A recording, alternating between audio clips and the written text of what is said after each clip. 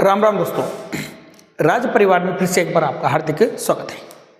देखो दोस्तों, हम जिस जिले को लेकर चर्चा में थे उसी जिले का नाम है दोस्तों आपका जोधपुर ग्रामीण। किसके बारे में चर्चा कर रहे थे दोस्तों? जोधपुर ग्रामीण।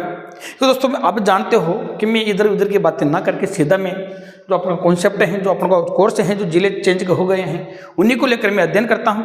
तो दोस्तों जानते हैं किसके बारे में? जोधपुर ग्रामीण के बारे में। इससे पहले हमने एक पार्ट पढ़ लिया था। अब नेक्स्ट और क्या क्या बाकी हैं आपके जोधपुर ग्रामीण में, उसके बारे में थोड़ा सा देख लेते हैं। तो हेडिंग लगा देता हूं दोस्तों मैं सबसे पहले। तैयार हो जाओ आप सभी दोस्तों, जोधपुर के लिए चलते हैं।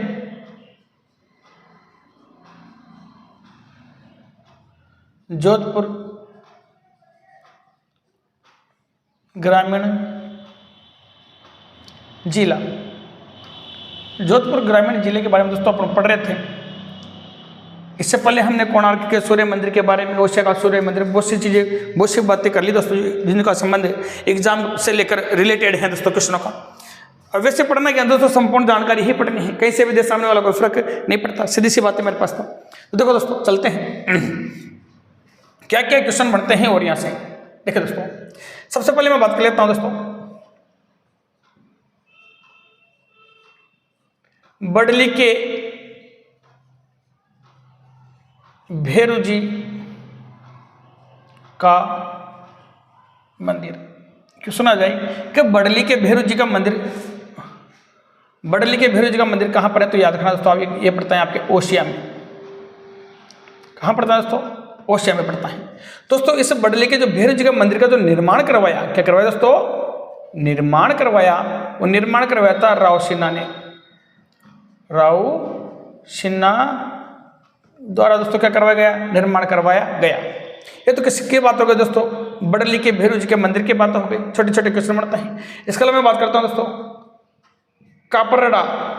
कापरड़ा का जो मेला है, मेला वो शिवर आता है दोस्तों कापरड़ा। एक आता है कापरेण, और कापरेण पड़ता है आपके दोस्तों बूंदी में, लेकिन एक कापरड़ा है। कापरड़ा इसका संबंध है भीलवाड़ा से। किससे दोस्तों? भीलवाड़ा से इसका संबंध है। यहाँ पर जो मेला लगता है दोस्तों, मेला, वो मेला कब लगता है? यहाँ पर जो मेला लगता है वो लगता है प्रतिवर्ष, प्रतिवर्ष चैत्र शुक्ल पंचमी को। कहां पर दोस्तों? प्रतिवर्ष चैत्र शुक्ल पंचमी को मेला पड़ता है। कहां पर पड़ता है? कापरड़ा का मेला है जो भीलवाड़ा में पड़ता है। इसके अलावा मैं बात कर लेता हूं दोस्तों मेले को लेकर। एक आता है खेजड़ली, खेजड़ली मेला। खेजड़ली मेला का संबंध है दोस्तों खेजड़ी से। कहां से दोस्तों? खेजड़ली या खेजड़ी से ही। याद रखना दोस्तों, यहां पर जो मेला पड़ता है खेजड़ली का, जो मेला पड़ता है, मेला पड़ता है वो तेजादशमी को दिन पड़ता है, जिसको बोला जाता है दोस्तों भाद्रपद शुक्ल दशमी, या हम कह सकते हैं दोस्तों तेजादशमी। तेजा दशमी यानी तेजादशमी के दिन दोस्तों यहाँ पर क्या बढ़ता है? मेला बढ़ता है। याद रखना दोस्तों, जो खेजड़ली मेला है ये विश्व का एकमात्र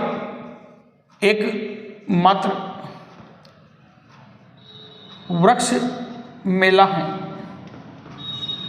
क्यों बढ़ता है दोस्तों? आपको पता होता है, खेजड़ली कांड हुआ था दोस्तों। खेजड़ी के वृक्ष के व्यक्ति चिपक गए थे। चिपकने के बाद दोस्तों यहाँ पर एक कांड हुआ था जिसको खेजड़ली कांड के नाम से जाना जाता है। इसमें 363 व्यक्ति क्या होते दोस्तों? शहीद हुए थे। इसमें यहाँ का जो शासक था वो अभय सिंह था। सभी चीज़ों को लेकर चर्चा करेंगे थोड़ा सा आगे।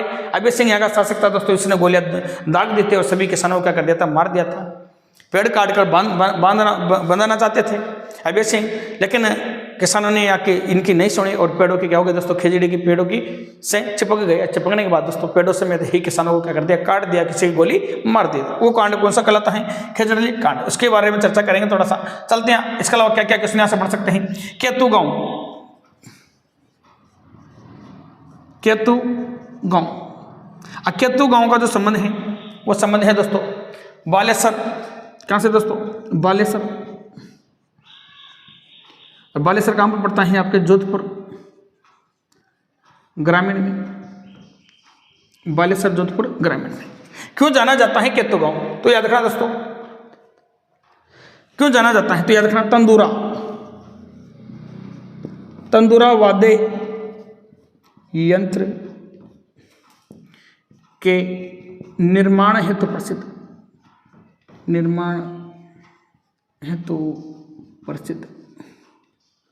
कौन सा वाद्य यंत्र दोस्तों? तंदूरा वाद्य यंत्र के निर्माण के लिए दोस्तों कौन सा गांव प्रसिद्ध है? जोधपुर का केतु गांव। तो याद रखना है दोस्तों, क्या याद रखना है कि तंदूरा वाद्य यंत्र जहाँ कहाँ पर बनाए जाते हैं? तो याद रखना केतु गांव जो कहाँ पड़ता है? बालेसर जो तहसील है वहाँ पर पड़ता है। तो इसके बारे में दोस्तों आपको याद रखना है। इसके अलावा दोस्तों क्या क्या क्वेश्चन बन सकते हैं उनके बारे में जान लेते हैं। और क्या क्या क्वेश्चन है? विष्णु संप्रदाय की शाखा भी दोस्तों यही है। किसके दोस्तों? विष्णोई, क्योंकि अमृता देवी जो विष्णोई थी दोस्तों उनका संबंध ये से था। जो आपका अखेडली कांड हुआ था उसमें जो संस्थापक थे वो अमृता देवी थी, उन्हीं के सहयोग से हुआ था। विष्णोई किसके बारे में जान रहे थे दोस्तों? विष्णोई संप्रदाय की शाखा, विष्णोई संप्रदाय की शाखा। क्वेश्चन आ जाए कि विष्णोई संप्रदाय की शाखा कहाँ स्थित है? तो याद रखना है दोस्तों, कहाँ स्थित है? तो रामड़ावास बिलाड़ा में है। कहाँ पर है दोस्तों? रामड़ावास जो कहाँ पर पड़ता है? आपका भिलाड़ा तहसील में पड़ता है, भिलाड़ा में स्थित है।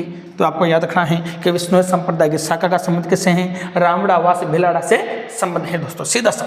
इसके अलावा दोस्तों क्या क्या क्वेश्चन बन सकता है यहाँ से, उसके बारे में थोड़ा सा चर्चा कर लेते हैं। और कितने क्वेश्चन हैं, क्या क्या क्वेश्चन आ सकते हैं दोस्तों? देखो ध्यान देना, आप तो नाम सुना होगा दोस्तों, रूपायन संस्थान,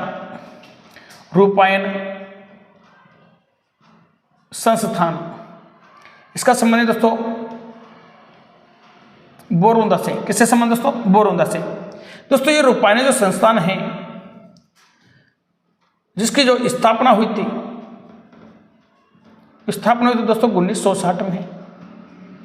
पेपर में पूछा जा चुका है दोस्तों, रूपायन संस्थान का संबंध किससे है? बोरोंदा से है। अरे बोरोंदा कहाँ पड़ता है? तो याद रखना दोस्तों, ये आपका जोधपुर ग्रामीण में पड़ता है। थोड़ा सा याद रखिए। इसकी स्थापना कब हुई थी? 1960 में हुई थी। इसके जो संस्थापक थे दोस्तों, इस संस्था का जो संस्थापक हैं उन्हें संस्थापक के नाम है दोस्तों, एक तो कोमल कोठारी है। कौन दोस्तों? कोमल कोठारी। कोमल कोठारी के अलावा मैं बात करता हूं तो फिर आपने नाम सुना होगा विजयदान देथा। एक तो कोमल कोठारी दोस्तों, एक क्या है? विजयदान देथा है। इन दोनों ने एक संस्था चलाई थी जिसका नाम क्या है दोस्तों? रूपायन संस्थान। देखो क्यों चलाई गई इसके बारे में थोड़ा जान लेते हैं। इसका जो उद्देश्य क्या था इस संस्था को चलाने का, जो उद्देश्य क्या था? तो उद्देश्य याद रखना दोस्तों, इसका जो उद्देश्य था दोस्तों, उद्देश्य था वो कलाकारों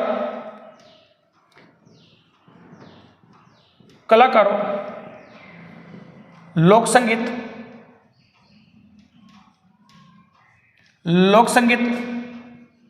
लोकवाद्य और लोक साहित्य को राष्ट्रीय मंच पर पहचान दिलाना। लोक साहित्य को अंतर्राष्ट्रीय मंच पर, किस पर दोस्तों? अंतर्राष्ट्रीय मंच पर क्या करना दोस्तों? पहचान दिलाना।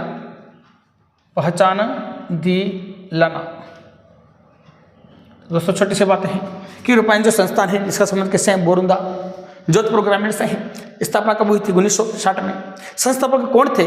कोमल कोठारी या विजयदान देथा। उद्देश्य क्या था कि उसका जो उद्देश्य था वो कलाकारों, लोक संगीत, लोकवाद्य और लोक साहित्य को अंतर्राष्ट्रीय मंच पर क्या दिलाना दोस्तों? पहचान दिलाना। इसी पहचान दिलाने के लिए कौन सी संस्था का निर्माण किया गया दोस्तों? इसका नाम है रूपायन संस्थान। इसके अलावा मैं बात करता हूँ आगे और क्या क्या बातें हैं। तो वो अपने पढ़ा कि इसके जो संस्थापक थे विजयदान देथा थे, तो विजयदान देथा के बारे में क्वेश्चन पूछ लिया जाता है। विजयदान देथा, तो इनके बारे में थोड़ा सा मैं बता देता हूँ ताकि आपको पता रहे कि विजयदान देथा कौन थे। दोस्तों जो विजयदान देथा है इनका संबंध है विजी। देखो दोस्तों विजी जोधपुर ग्रामीण से इनका संबंध। दोस्तों क्वेश्चन आता है कि जिनका जन्म कहाँ हुआ था? विजयदान देथा का जो जन्म है वो जन्म कब हुआ था? तो याद रखना दोस्तों 1926 ईस्वी में हुआ था। और कहाँ हुआ था? बोरुंदा जोधपुर में। यह बोरुंदा जोधपुर ग्रामीण में दोस्तों इनका क्या हुआ? जन्म हुआ। दोस्तों इसके अलावा मैं बात कर लेता हूँ, इन्होंने प्रमुख रचना, इनकी दोस्तों क्या है, प्रमुख रचना बहुत सी बार पूछी जा चुके हैं, प्रमुख रचना है। और प्रमुख रचना के बारे में बहुत सी बार क्वेश्चन आ चुका है कि बातारी फुलवारी, एक तो क्या है दोस्तों, आपके जाने कितनी बार आ गए दोस्तों, बातारी फुलवारी नामक जो रचना है वो किसकी है, विजयदान देता की। नंबर 2 पे मैं बात करूं दोस्तों, दुविधा, दुविधा नंबर 2 पे क्या बात करूं मैं दोस्तों, दुविधा। नंबर 3 पे बात करूं मैं दोस्तों, दुविधा के अलावा और कौन कौन सी रचना है इनकी, इनकी रचना तो तोड़ो राव, कौन सी है, तोड़ो राव एक इनकी रचना है। इसके अलावा दोस्तों नंबर 4 पे बात करो अगर मैं, तोड़ो राव के अलावा अगर मैं नंबर 4 पे बात करूं, गोरा हट जा, कौन सा है दोस्तों, गोरा हट जा। और गोरा हट जा के अलावा दोस्तों 5वें नंबर की जो इनकी दोस्तों रचना है, उस रचना का नाम है अलुक हिटलर, अलुक हिटलर, हिटलर। अब दोस्तों इनकी 5 रचना के बारे में से दुविधा पूछी जा चुके हैं, अलख हिटलर पूछी जा चुके हैं, बातारी फुलवारी पेपर में पूछी जा चुके हैं। तो किसके बारे में, विजयदान देथा के बारे में हमने जाना कि इनका जो जन्म था वो 1926 ईस्वी में बोरुंदा जोधपुर ग्रामीण में हुआ था। जो प्रमुख इनकी रचना है बातारी फुलवारी है, दुविधा है, तोड़ो राव है, गोरा हट जा है और अलख हिटलर है, इनकी प्रमुख रचना है। तो थोड़ा सा मैं यहाँ पर रिवाइज करवा देता हूँ दोस्तों, उसके बाद बढ़ते हैं आगे। बडली के भैरू जी का मंदिर पूछा जाए तो काम क्या बताओगे दोस्तों, आप ओशिया बताना। निर्माण किसने कराया होता है, राव सिन्हा ने। किसने कराया दोस्तों, राव सिन्हा ने। कापरेड़ा का जो मेला बढ़ता है वो बिलाड़ा में बढ़ता है। मेला कब बढ़ता है, चैत्र शुक्ल पश्चिमी को बढ़ता है प्रतिवर्ष। खेजड़ी जो मेला है दोस्तों, खेजड़ी से संबंध है, खेजड़ी से संबंध है।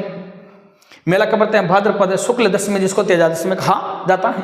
विश्व का एकमात्र क्या है दोस्तों, वृक्ष मेला है, क्योंककि विष्णु संप्रदाय की जो अमृता देवी विष्णु थी, इसकी स्मृति में यहाँ पर एक खेजड़ी कांड हुआ था दोस्तों, जिसमें अभय सिंह द्वारा गोलियां चलाई गई और 363 महिला समेत व्यक्तियों को क्या कर दिया गया दोस्तों, मार दिया गया, काट दिया गया।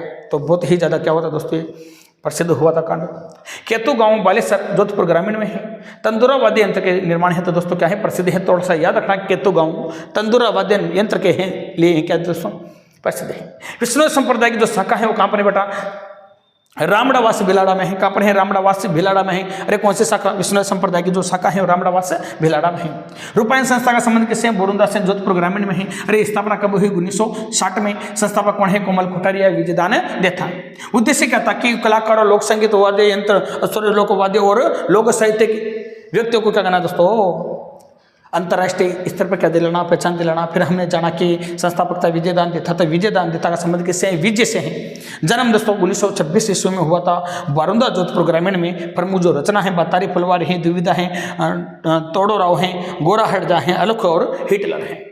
तो इतनी रचना है दोस्तों। तो यहाँ तक आपको समझ में आया तो स्क्रीनशॉट लीजिए, फिर आगे बढ़ते हैं।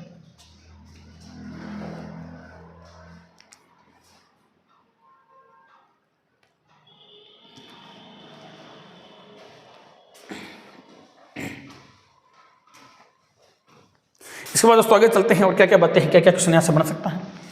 देखिए दोस्तों,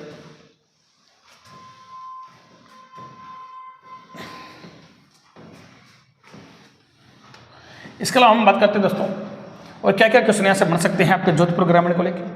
तो दोस्तों एक स्थान है, इसका नाम है दोस्तों खेड़ापा। क्या है दोस्तों, खेड़ापा।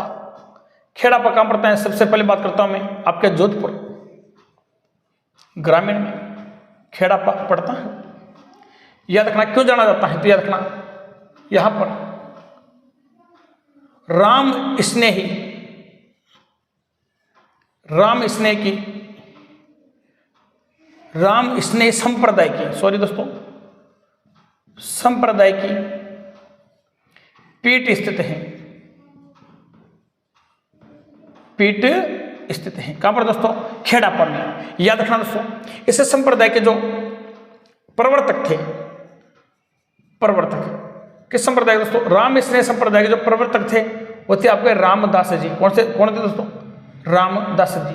और रामदास जी की इस संप्रदाय की एक प्रमुख पीठ कहाँ स्थापित की गई थी, खेड़ापा। और खेड़ापा कहाँ पड़ता है, जोधपुर ग्रामीण। सुना जाए कि रामदास जी के द्वारा चलाए गए राम स्नेह संप्रदाय के जो एक पीठ है वो कहाँ पर है, खेड़ापा में स्थित है। इसके अलावा मैं बात कर लेता हूँ दोस्तों और क्या क्या बातें हैं। खेजड़ली घटना, जिसके बारे में हम चर्चा कर रहे थे थोड़ी देर पहले, खेजड़ली घटना दोस्तों यहाँ से क्वेश्चन आता ही आता है, तो आप इस टॉपिक को इंपॉर्टेंट ही समझना। तो खेजड़ली जो घटना होती है दोस्तों वो 12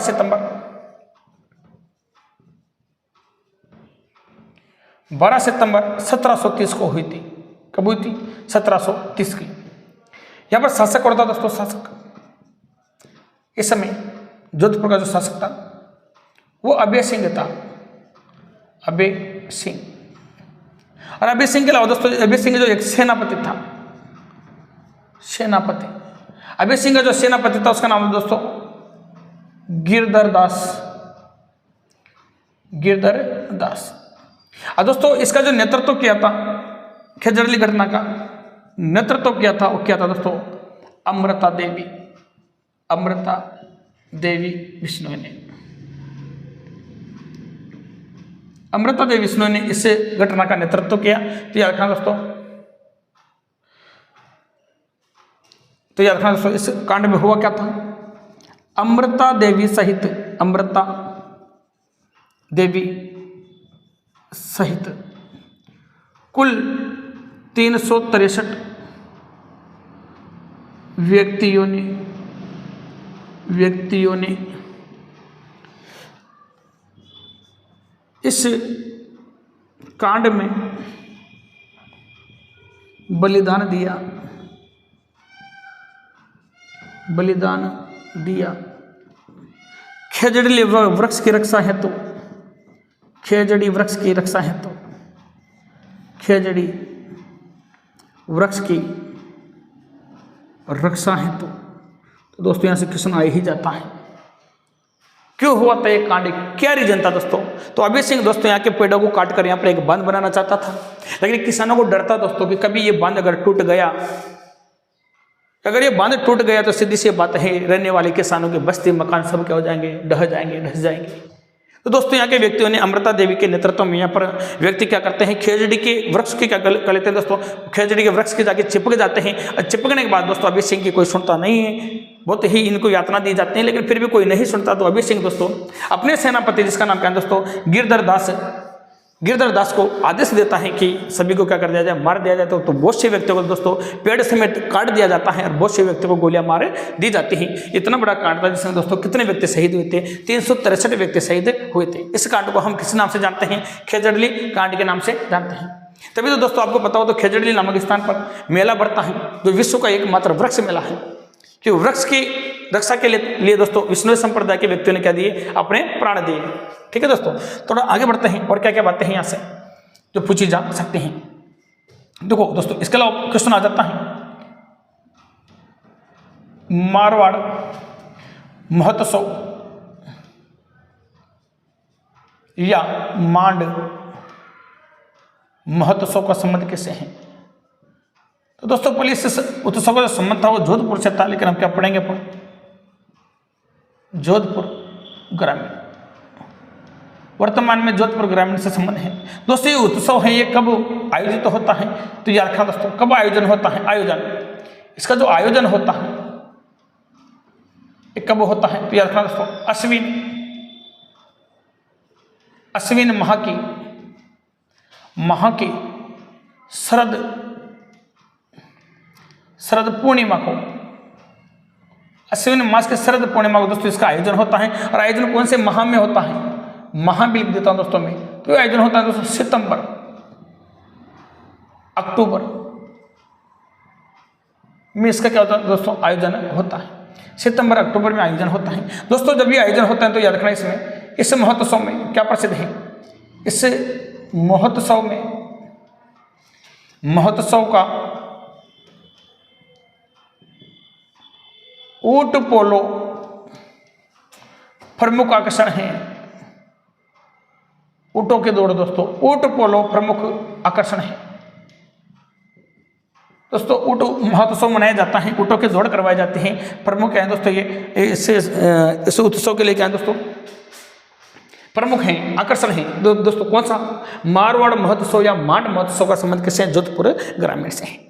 अगली बात आ जाए आयोजन के कब होता है? अश्विन माह के शरद पूर्णिमा, या फिर मैं कह सकता हूं अश्विन माह की शरद पूर्णिमा ना आए उस समय तो बड़ा सितंबर और अक्टूबर याद रखना। इस महोत्सव का ऊंट पोलो क्या है दोस्तों? प्रमुख यहाँ का आकर्षण है। ऊँट के द्वारा दोस्तों पोलो पोलो खेला जाता है, यानी ऊँट पर बैठकर दोस्तों चढ़ी से किसी गेंद को मारना, वो पोलो होता है, पोलो खेला जाता है। इसके अलावा दोस्तों बहुत अच्छी बात है, यहाँ पर बालों का स्तूप पाए जाते हैं। कौन कौन से हैं, सीधा लिख देता हूं मैं। अनु धैर्य, अनु धैर्य, अनुप्रस्थ, अनुधैर्य, अनुप्रस्थ, बरखान, बरखान आदि प्रकार के, आदि प्रकार के बालों का, बालों का स्तूप सर्वाधिक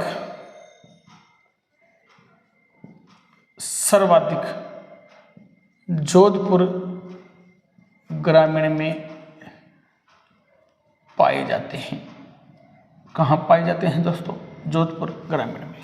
फिर क्वेश्चन आता है दोस्तों कि होते क्या है, अनुधैर्य क्या होता है, अनुप्रस्थ क्या होता है, बरखान क्या होता है।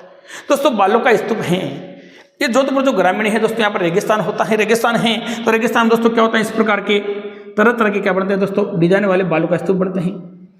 अनुदय कभी बनता है दोस्तों इस प्रकार का, रिकॉर्ड के माध्यम से बन जाता है। बालों का स्तूप होता है मतलब रेत का एक टीला, यानी रेत से क्या बन जाना, मरुस्थल के ऊपर क्या बन जाना दोस्तों, डिजाइन उकर जाना है, इस प्रकार के बालों का स्तूप। इसके आगे चलते हैं दोस्तों, इस प्रकार का बालों का स्तूप कहने का मतलब है छोटे छोटे बिल्कुल इस प्रकार के बालों का स्तूप, बिल्कुल बहुत सारे रेत के क्या बन जाते हैं, स्तूप बन जाते हैं। उन्हीं को दोस्तों अलग अलग नाम से जाना जाता है, अनुदैर्य हैं, अनुप्रस्थ हैं, बरखान हैं, आदि प्रकार के बालों का स्तूप यहाँ पर देखने को मिलते हैं। तो दोस्तों आगे चलते हैं और क्या क्या यहाँ से बातें होती हैं, क्योंकि अभी तो दोस्तों बेसिक जानकारी है, बिल्कुल फिर पढ़ेंगे अपन अलग अलग, जब बालों का स्तूप पढ़ेंगे दोस्तों इनकी पूरी डिटेल पढ़ेंगे दोस्तों उस टाइम पे। इसके अलावा मैं बात करता हूँ दोस्तों अरणा झरना, अरणा, ये फिर मैं बात करूँ झरना, जलप्रपात, जलप्रपात, जो अरणा झरना जलप्रपात है दोस्तों, इसका संबंध है जोधपुर ग्रामीण से। कैसे दोस्तों? जोधपुर ग्रामीण से। जलप्रपात का मतलब जानते हो दोस्तों, जल का एक पात्र के समान होता है, उसको जलप्रपात कहते हैं। यहां पर ये दोस्तों ये क्यों प्रसिद्ध है, यह प्राकृतिक जल प्रताप, प्रपात, प्रताप नहीं प्रपात, जल प्रपात एक तीर्थ के रूप में, तीर्थ के रूप में क्या है दोस्तों, विख्यात है। दोस्तों तीर्थ के रूप में ये झरना, ये जलप्रपात क्यों विख्यात है, थोड़ा सा मैं समझा देता हूं दोस्तों। यहाँ पर अलग अलग समय में बहुत से व्यक्ति दोस्तों क्या होते हैं, स्नान करने आते हैं, इसी कारण दोस्तों इसको धार्मिक स्थल के रूप में जाना जाता है, एक तीर्थ के रूप में जाना जाता है। तो क्या बातें हैं दोस्तों, कब कब आते हैं, यहाँ पूर्णिमा को आते हैं लोग स्नान करने, यहाँ पूर्णिमा और अमावस्या को, पूर्णिमा अमावस्या। फिर बात करूं एकादशमी, एकादशमी और चैत्र तृतीया, तृतीया को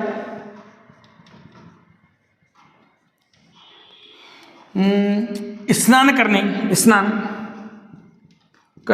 बड़ी संख्या में लोग इकट्ठा होते हैं, लोग इकट्ठा होते हैं। इसी कारण दोस्तों इस जलप्रपात को किसके रूप में जाना जाता है, एक तीर्थ के रूप में जाना जाता है। क्योंकि दोस्तों कब, पूर्णिमा अमावस्या को, एकादशमी और चैत्र तृतीया को दोस्तों यहाँ बड़ी दूर दूर से और बड़ी संख्या में क्या आते हैं, लोग आते हैं और लोग यहाँ की क्या करते हैं दोस्तों, स्नान करते हैं। ऐसी कंडीशन में इस जलप्रपात को क्या बोलते हैं दोस्तों, तीर्थ के रूप में पूजा जाता है। तो दोस्तों यहाँ तक स्क्रीनशॉट लीजिए, फिर आगे बढ़ते हैं और क्या क्या बातें होती हैं दोस्तों जोधपुर ग्रामीण को लेके। स्क्रीनशॉट लीजिए दोस्तों।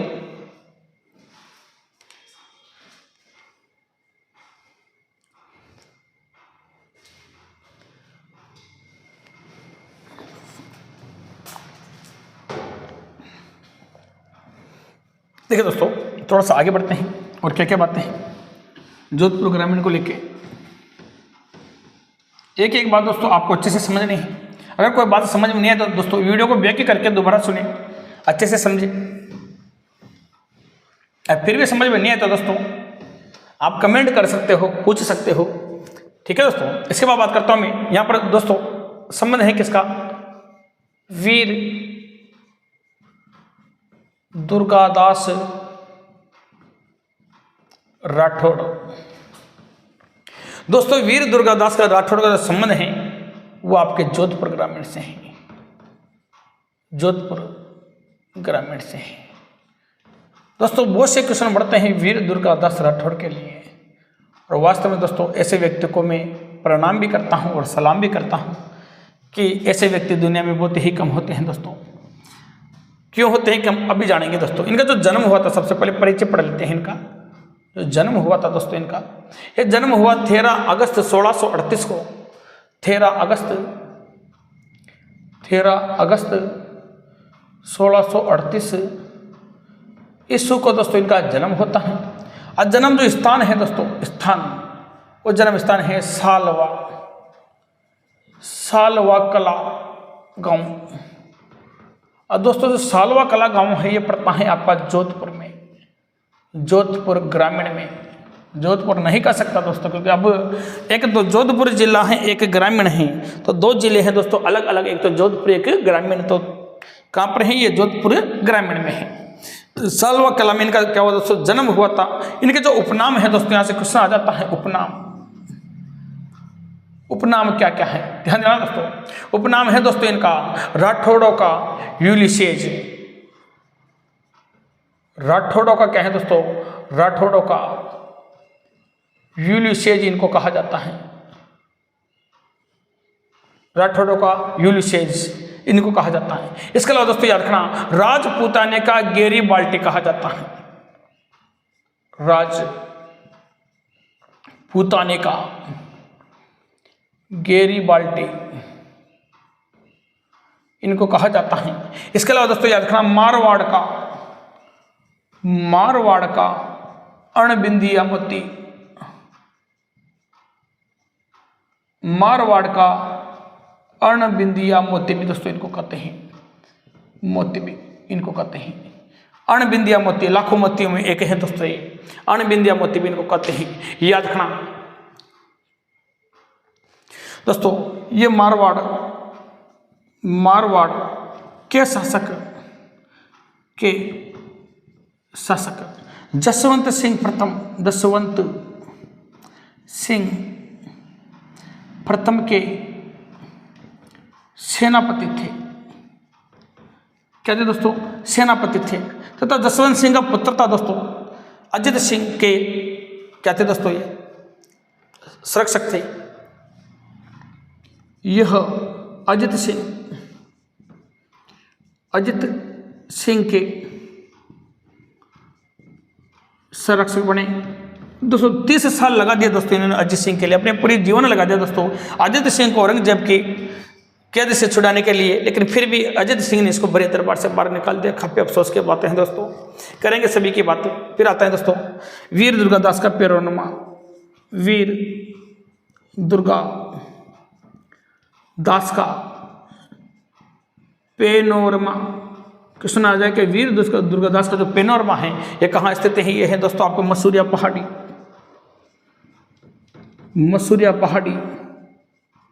और मसूरिया पहाड़ी का पड़ती है दोस्तों वर्तमान में जोधपुर ग्रामीण में पड़ती हैं। इसके अलावा दोस्तों वीर दुर्गादास को लेकर क्या क्या क्वेश्चन आ जाते हैं। वीर दुर्गादास का पेनोरमा मसूरिया पहाड़ी पर है। तो दोस्तों इनकी जो समाधि है,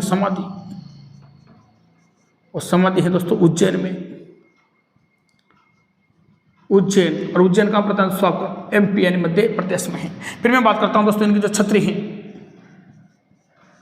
इनकी जो छतरी है, छतरी भी कहाँ पर है दोस्तों, उज्जैन में है, शिप्रा नदी के किनारे।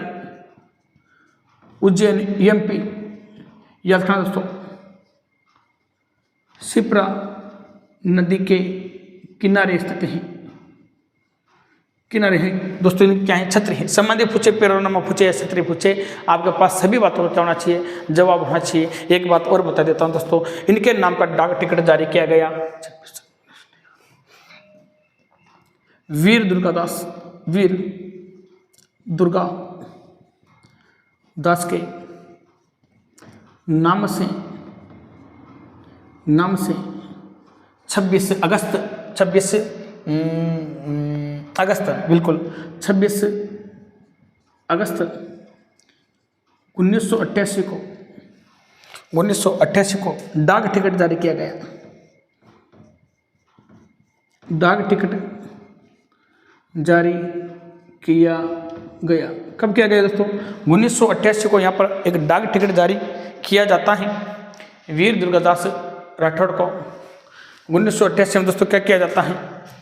डाक टिकट जारी किया जाता है 1988 में को क्या किया जाता है दोस्तों? यहाँ लिख देता हूँ मैं ऊपर, डाक टिकट जारी किया गया। किसका दोस्तों? वीर दुर्गादास का। क्वेश्चन आ जाता है ऐसा कौन सा व्यक्ति है जिसके नाम से डाक टिकट जारी किया गया है? तो दोस्तों याद रखना वीर दुर्गादास है। कौन है? वीर दुर्गादास। एक है आपके देव नारायण जी। देखो दोस्तों लोक देवता में। इसके अलावा मैं बात करता हूँ प्रमुख अभिलेख। किसके बाद? सॉरी शिलालेख, अभिलेख किसके कि यहाँ जोधपुर ग्रामीण में जो प्रमुख अभिलेख हैं वो कौन कौन से हैं दोस्तों? आजकल इन्हीं अभिलेखों में से क्वेश्चन उठने की संभावना होती है। और कौन कौन से हैं दोस्तों? नंबर 1 पे लिख देता हूं मैं, घटियाला। कौन सा है दोस्तों? घटियाला का शिलालेख। अब दोस्तों घटियाला का जो शिलालेख है ये है आपका जोधपुर ग्रामीण में, जोधपुर ग्रामीण में है। दोस्तों ये कब प्राप्त हुआ था? यह 861 में प्राप्त हुआ। 861 का शिलालेख है। 861 का क्या है दोस्तों? ईस्वी का 861 ईस्वी का क्या है दोस्तों? ये शिलालेख है। इतना पुराना है दोस्तों। सबसे पहले तो ये याद रखना। इसमें चार चार समूह के रूप में इसमें नहीं दोस्तों, यह है शिलालेख। चार समूह के रूप में घटियाला में, चार समूह के रूप में घटियाला में एक स्तंभ पर उत्कीर्ण है। बिल्कुल सही है। घटियाला में एक स्तंभ पर क्या है दोस्तों? उत्कीर्ण है। कहां पर दोस्तों? चार समूह बने हुए हैं। चार समूह का क्या है दोस्तों? समूह के रूप में घटियाला में एक स्तंभ के ऊपर क्या है दोस्तों? उत्कीर्ण है। यानी चारों जो समूह हैं चारों तरफ ही दोस्तों ये अभिलेख फैला हुआ है, चारों ओर ही गुदा हुआ है। तो ऐसा अभिलेख है दोस्तों। तो याद रखना इसमें जो जानकारी मिलती है किस शैली में है? तो याद रखना दोस्तों संस्कृत व चोमू शैली में गुदा हुआ है। चोमू शैली में क्या दोस्तों? निर्मित है। संस्कृत व चोमू शैली में क्या दोस्तों? शिलालेख निर्मित है। इसके अलावा मैं बात करता हूँ इसमें कौन कौन सी जानकारी मिलती है, किस किस की जानकारी मिलती है। तो दोस्तों याद रखना हरिश्चंद्र से लेकर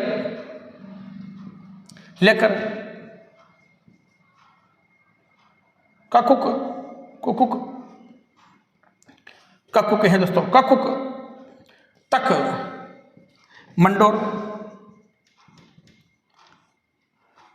मंडोर के प्रतिहार शासकों की क्या है दोस्तों? यहाँ पर शासकों की जानकारी है। कौन से शिलालेख में? इसी आपका घटियाला शिलालेख में यहाँ तक की क्या है दोस्तों? जानकारी है। इसके अलावा मैं बात करता हूँ और कौन सा शिलालेख है। नंबर 2 पे बात कर लेता हूँ दोस्तों मैं। अगला और कौन सा शिलालेख होगा दोस्तों? सॉरी, इसका प्राचीन नाम बहुत से बार ये भी पूछ लिया जाता है। घटियाला का प्राचीन नाम, तो दोस्तों कुछ छोड़ना नहीं है। घटियाला का जो प्राचीन नाम है वो प्राचीन नाम है दोस्तों रोहिंस कूप था। प्राचीन नाम क्या था दोस्तों? रोहिंस कूप था। यह बात याद रखनी है। दूसरे नंबर के अगर मैं दोस्तों शिलालेख की बात करता हूं तो दूसरे नंबर का शिलालेख है दोस्तों बुच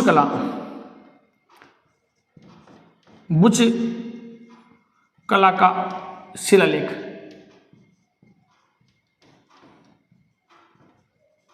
तो भुज कला का जो शिलालेख है दोस्तों,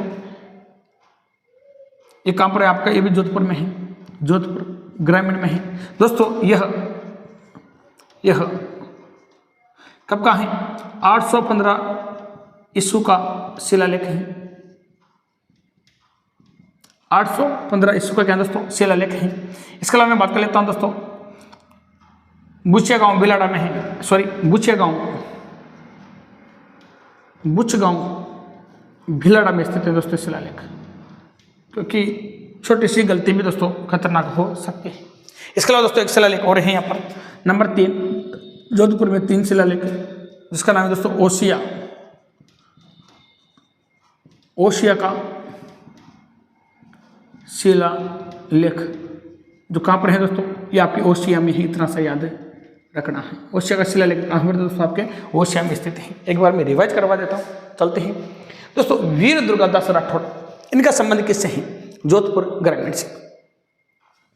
किससे दोस्तों, जोधपुर ग्रामीण से। इनका जो जन्म हुआ था 13 अगस्त 1638 ईस्वी को हुआ था।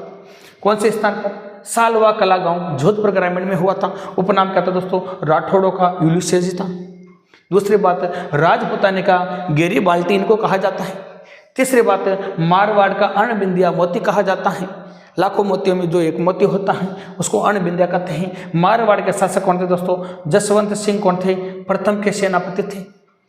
अब आपको पता हो तो जसवंत सिंह प्रथम जो सेनापति थे, जो काबुल चला गया था दोस्तों, एक विजय के अभियान पर औरंगजेब ने भेजा था, लेकिन औरंगजेब को इनके जसवंत सिंह की चालाकी का पता लग जाता है। आपको पता हो तो जसवंत सिंह की पत्नी जसवंत दे ये रूट कर चली गई थी, है ना।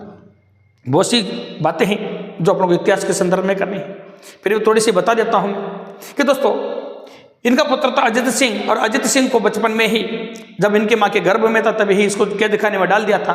तो वीर दुर्गादास ने अजित सिंह को औरंगजेब की कैद से छुड़ाने हेतु, कहाँ से दोस्तों, औरंगजेब की कैद से छुड़ाने हेतु अपने जीवन के 30 साल संघर्ष किया और अजित सिंह को छुड़ा कर लाए और मारवाड़ का क्या बनाया, शासक बनाया। अरे कहाँ का शासक बनाया, मारवाड़ का शासक बनाया। किसको, अजित सिंह को। किसकी कैद से छुड़ा के लाए थे दोस्तों, बताइए किसकी कैद से, याद रखना। तो औरंगजेब की कैद से छुड़ा के लाए थे।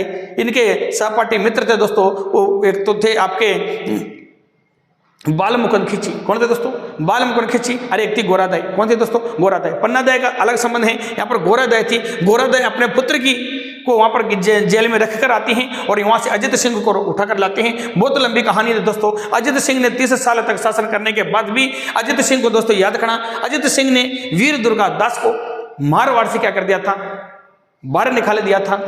क्योंकि दोस्तों जो अजित सिंह है ये और के बेखाओं में आ गया था। इसी कारण दोस्तों अजित सिंह को कच्चे कानों का राजा कहते हैं। अजित सिंह को क्या कहते हैं दोस्तों, कच्चे कान का राजा कहते हैं, यानी किसी के भी बेखाओं में आने वाला राजा था दोस्तों ये। इसी कारण याद रखना दोस्तों, कच्चे कान का राजा अजित सिंह को कहा जाता है। बहुत सी बातें हैं दोस्तों, 30 साल इसने मेरा जीवन लगा दिया अजित सिंह को छुड़ाने हेतु औरंगजेब से। बहुत सी बातें हैं जो इतिहास को लेकर करनी है अपन को। तो अजित सिंह के संरक्षक रहे। वीर दुर्गादास का जो पेनोरमा है वो मसूरिया पहाड़ी जोधपुर में है, ग्रामीण में है। मसूरिया पहाड़ी जोधपुर ग्रामीण में समाधि बनी हुई उज्जैन एमपी है। छत्री कहाँ पर बेटा इनकी पूछा जाता है, छत्री कहाँ है, उज्जैन एमपी में शिप्रा नदी के किनारे स्थित है। वीर दुर्गादास का नाम से 26 अगस्त 1988 डाक टिकट क्या किया गया दोस्तों, जारी किया गया।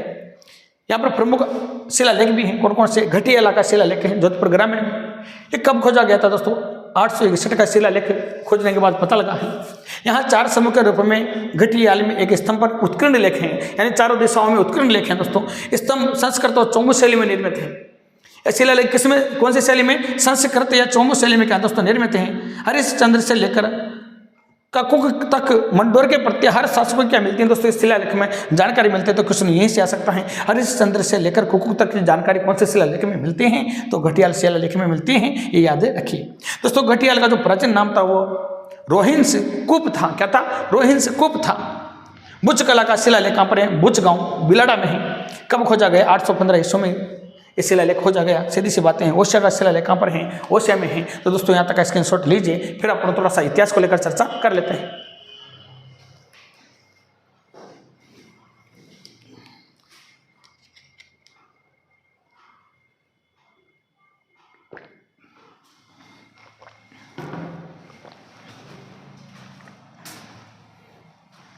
चलते हैं थोड़ा सा, कुछ बातें हैं दोस्तों यहाँ इतिहास के, उनके बारे में थोड़ा चर्चा कर लेते हैं। ताकि अपना जोधपुर क्या हो जाए दोस्तों ग्रामीण कंप्लीट हो जाए। तो दोस्तों यहाँ पर एक युद्ध हुआ था जिसका नाम था कौसाना का युद्ध। कौसाना का युद्ध हुआ था जो 1492 में हुआ था। कब हुआ था दोस्तों? 1492 में। तो कर लेते हैं दोस्तों थोड़ी सी बातें यहाँ पे। सबसे पहले मैं बात करता हूँ दोस्तों किसको लेकर, इतिहास को लेकर। तो मैं लिख देता हूँ सीधा सा कौसाना का युद्ध। कौसाना का जो युद्ध हुआ दोस्तों, ये युद्ध हुआ था आपके जोधपुर में 1492 ईस्वी में। किन किन के मध्य हुआ, क्वेश्चन ये से आता है, किन किन के मध्य हुआ। तो याद रखना सातल देव, कहाँ के थे? सातल देव ये थे दोस्तों आपके मारवाड़ के। कौन दोस्तों? सातल देव। इधर थे दोस्तों आपके मल्लू खां।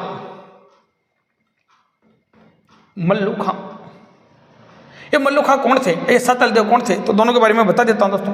अजमेर के सूबेदार थे ये मल्लू खां। क्या थे दोस्तों? अजमेर के सूबेदार।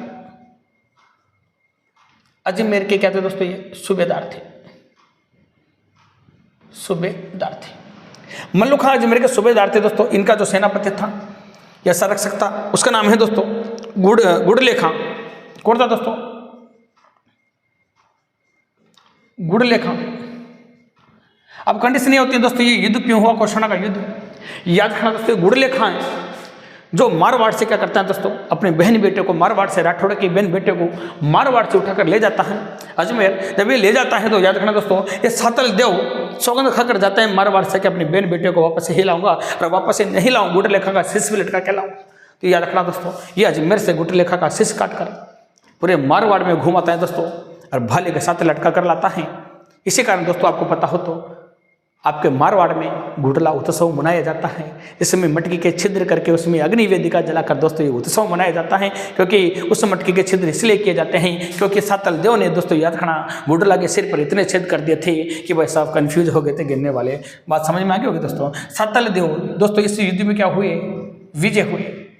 गुड़लेखा लिख देता हूँ दोस्तों, गुड़लेखा मारा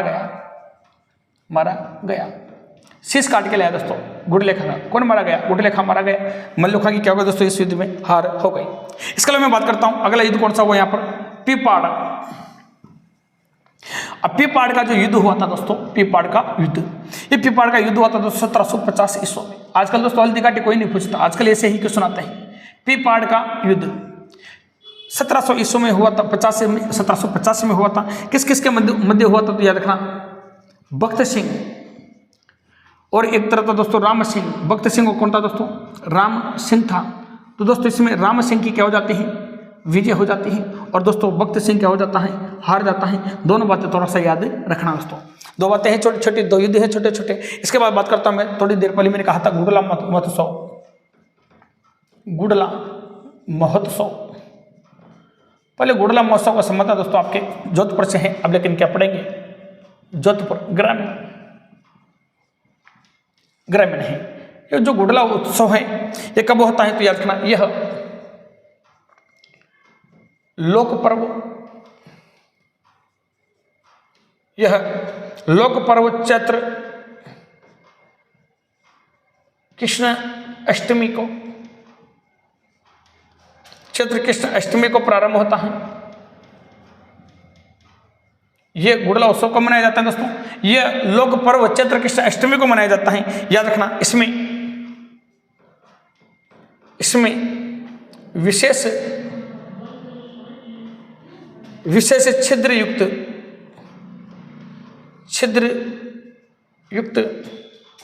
घड़े के साथ नृत्य किया जाता है। क्योंकि दोस्तों उस घड़े को पे जो छिद्र किए जाते हैं उस घड़े को गुड़ला खां का शीश माना जाता है। ये याद रखना है। याद रखना दोस्तों गुड़ला नृत्य है, ये तो गुड़ला महोत्सव है। गुड़ला नृत्य भी किया जाता है दोस्तों। आप गुड़ला नृत्य का संबंध में बता देता हूँ। गुड़ला नृत्य भी किया जाता है, लेकिन गुड़ला नृत्य याद रखना दोस्तों ये किया जाता है शीतलाष्टमी को। कब किया जाता है दोस्तों गुड़ला नृत्य? इसका संबंध किससे दोस्तों? जोधपुर ग्रामीण से है। ये किया जाता है दोस्तों शीतलाष्टमी के दिन आयोजित। शीतला अष्टमी के दिन क्या होता है दोस्तों? के दिन आयोजित होता है। दोस्तों क्या है ये गुड़ला, अभी बताया था मैंने थोड़ी देर पहले कहानी सुनाई थी कि गुड़ले खां का शीश काट कर कौन लाते हैं, सातल देव लाते हैं, क्योंकि ये गुड़ला खां या मल्लू खां दोस्तों यहाँ से अपने बहन बेटे को, मारवाड़ की बहन बेटे को, अरे राठौड़ों की बहन बेटे को पकड़ के उठा के लेके गया था। तो दोस्तों उनको छुड़ा के कौन गया था, सातल देव गया था। याद रखना दोस्तों, उसका शीश बाले पर लटका के लाया था और पूरे मारवाड़ में दोस्तों इसका शीश घुमाया था। इसी पर्व पे दोस्तों याद रखना एक गुड़ला महोत्सव मनाया जाता है, इसके मटके पे क्या कर दिए जाते हैं, छिद्र कर दिए जाते हैं। छिद्र करने के बाद दोस्तों बड़ी धूमधाम से पर्व मनाया जाता है। तो दोस्तों आज आपका जोधपुर जो ग्रामीण है ये संपूर्ण तौर से कंप्लीट हो जाता है। अगर मेरी तरफ से कंप्लीट दोस्तों क्या है, फिर कंप्लीट है, सीधी सी बात है। आप अच्छे से नोट्स से जाके बनाइए दोस्तों, कोई दिक्कत वाली बात नहीं है। कोई बात अगर समझ में नहीं आती तो आप वीडियो को बैक करके जरूर एक बार उसको अच्छे से समझने की कोशिश करें, ठीक है दोस्तों। तो ज़्यादा से ज़्यादा शेयर, लाइक और सब्सक्राइब करना ना भूलें। तो दोस्तों आज के लिए इतना ही था। जय हिंद, जय श्री राम।